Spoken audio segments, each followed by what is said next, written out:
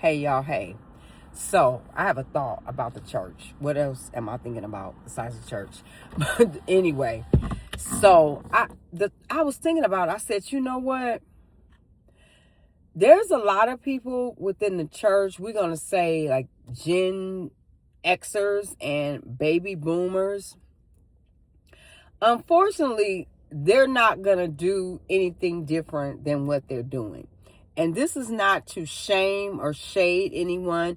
You have to realize that some people are just conditioned and they're not willing to change. You know, a lot of people within the church that fall in that category of our 44 and up, age bracket, they've been doing things this way for 30 plus years or what have you, and they don't want to change, okay? And they're not gonna change.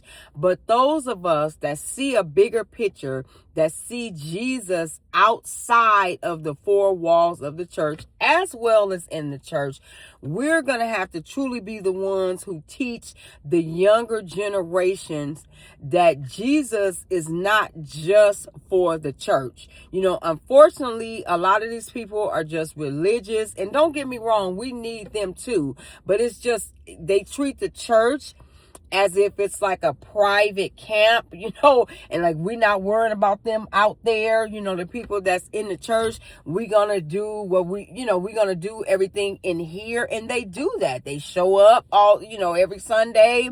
They are part of several ministries and boards, and that's great. And so, but it's like that mindset. We know, that's not how Jesus operates completely.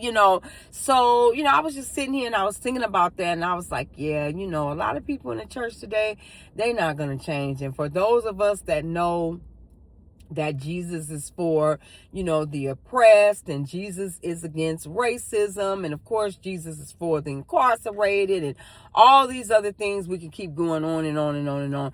We're going to have to be the ones to teach and to be the feet in these places, because a lot of church members, unfortunately, they're not going to do nothing that's outside of the four walls of the church.